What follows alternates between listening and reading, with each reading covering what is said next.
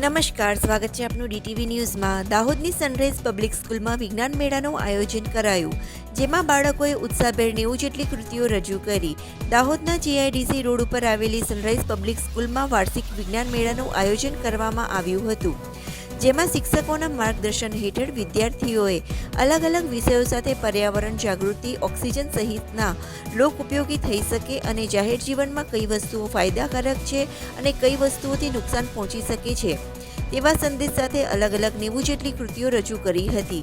આ પ્રસંગે શાળાના કેમ્પસના ટ્રસ્ટીઓ રવિ પંચોલી, નરેન્દ્ર સોની, મીઠાલાલભાઈ મુખ્ય અતિથિ તરીકે આર્ટ્સ એન્ડ કોમર્સ કોલેજના પ્રોફેસર અનુરાધાબેન ઉપસ્થિત રહ્યા હતા।